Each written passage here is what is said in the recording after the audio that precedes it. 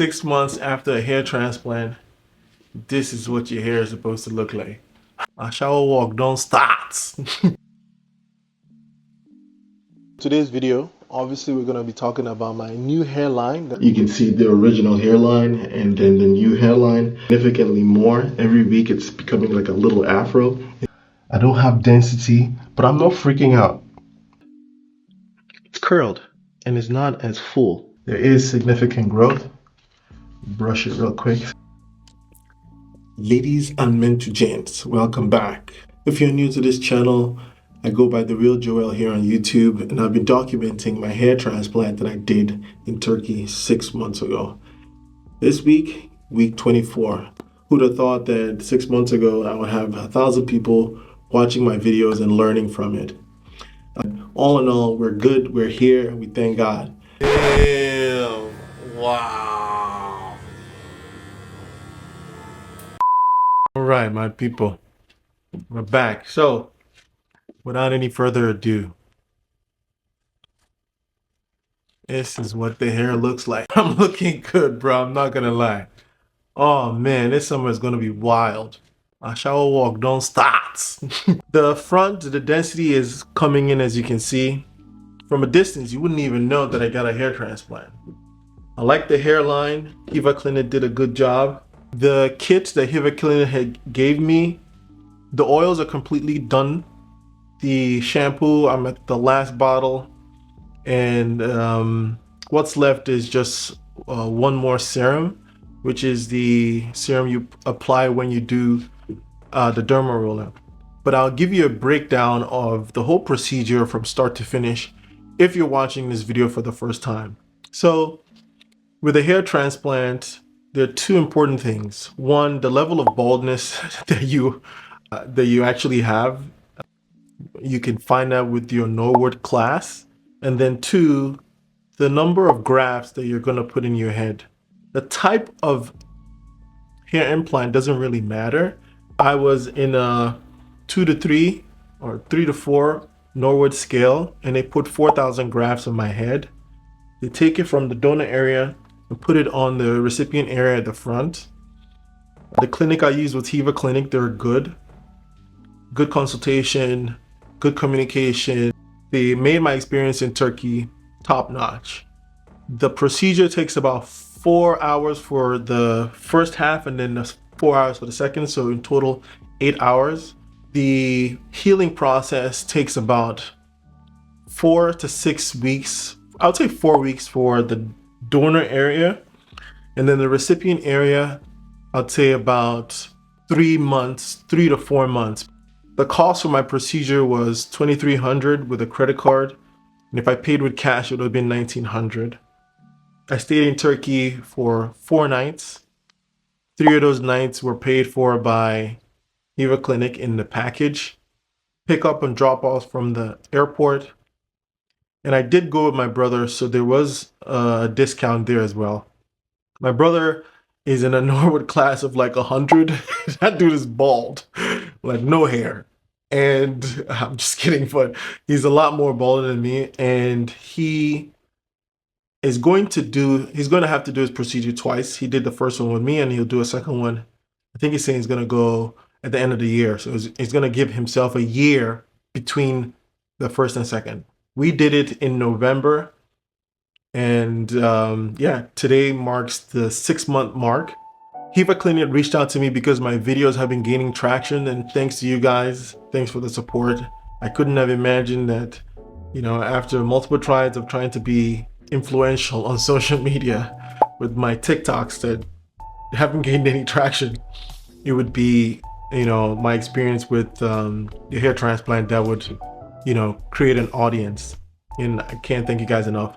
So like I said, Hiva Clinic reached out to me, and I'll put a link in the description below to a discount code for anyone that's interested in doing the hair transplant. It is a 5% discount, and I do recommend going with Hiva Clinic. I'm not trying to sell them to you guys, but in all honesty, the results speak for itself. Another benefit to Hiva Clinic compared to what I've heard around is the way the consultants engage with you. They're very, very knowledgeable about the process, and they stick with you before the procedure and after the procedure. If you've been watching my videos, you'd have seen that every week I give updates on how my hair has been progressing. I give you tips on how to maintain the hair. And that accumulation of data is something that I feel would be a good resource to people. So I'm going to put together a doc and I will put it on my landing page. So subscribe to my newsletter or my info letter, I don't know what you want to call it, and I'll send you this doc. But this will be for the first 10 people that use the discount code for Hiva Clinic. And you can also reach out to me through that portal, because I get bombarded with a lot of questions here. Just reach out to me through that portal and I can answer your question specifically, because I think that one thing about this procedure is your results could vary based on where you are, like your climate zone. My brother is in Nigeria, which is a very hot and humid area, and I'm in New York. And I noticed the things he was going through was different from the things I was going through. And I think for the most part, it had to do with humidity and heat. Remember, your scalp is raw and it is essentially a wound that's healing. So you want to be able to make sure you're in the best environment to treat that wound. So that's the good news. My hair's growing well. Hiva Clinic has sent me a code for you guys to use. And the first 10 people that use the code, I will share with them a doc, a play-by-play book that will help them get the best results out of the procedure, because this is a somewhat expensive procedure, but the rewards are priceless. Like, my confidence level is at a 1,000. I'm feeling like Kendrick Lamar right now, because I'm on top of the world. Or I feel like Drake. Whoever you feel won the battle, I feel like that guy. So that being said, I want to address some other questions I've been getting. Some very important, some are just like the basic questions. So let me bust out my phone and talk about these questions. Okay, so the first question, it's a lot of questions. The first question was not particularly to the hair transplant, but growing my YouTube channel. How did I grow my YouTube channel, and what made me pick this niche? That was a question. The reality is I wasn't even thinking about growing the YouTube channel per se. I just felt like it would be a good idea to document a life journey, and the hair transplant to me is a big life journey. I'm in my late 30s, and the transformation, the before and afters, I see that a lot on YouTube, or what people gravitate to. So that's why I picked it. I do have other life journeys that I'm documenting. One would be my fitness life journey. I've been working out every day for the past 156 days. I'm trying to go all the way to 180. Then I go to Thailand for the summer and show off my body. I shall walk. And then, yeah, someone asked if I could share tips on how to take care of the hair. That would be in my playbook. And if you book with Hiva Clinic, I'll give you that playbook. The first 10. After that, I might start selling it. Okay, this one asked, why did I pick the clinic that I used? It all boiled down to comfort level, price, and social media presence.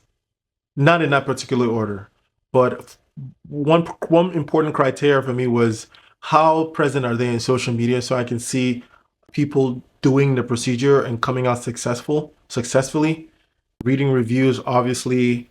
Price is important, and just interacting with the consultant also helped me gain more confidence in their ability to do the work.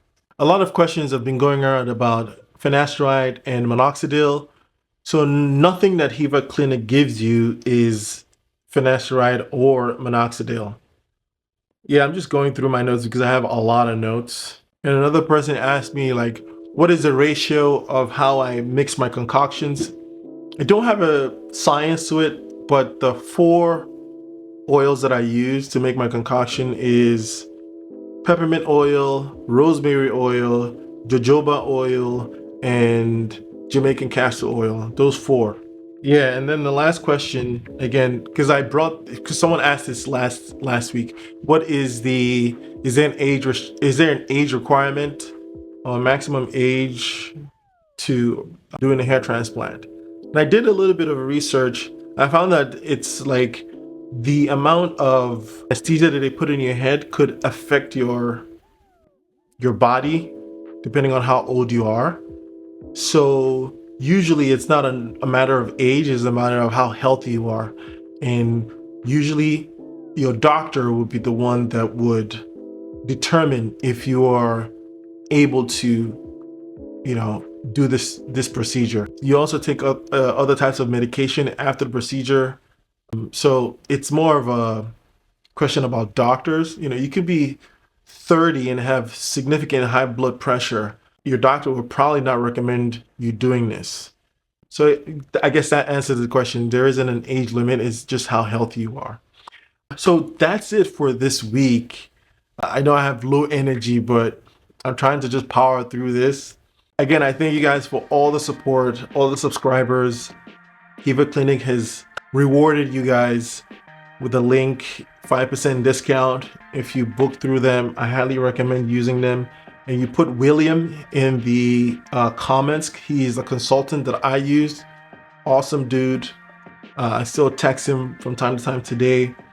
And if your results are good, and I hope they are even better than mine, Kiva Clinic will reach out to you and ask you to be their own ambassador as well. So it's always a win-win with this hair transplant thingy. So my recommendation is, if you've been on the fence about it, just do it, commit to it.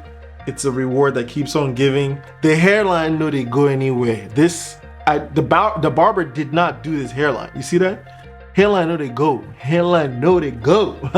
It's there. So it's a money saver at the end of the day. I'm gonna have this hairline till I'm 80, bro. Stop playing with me. Until next time, guys. Thanks again. I appreciate the support. I see you in week 25. Cheers.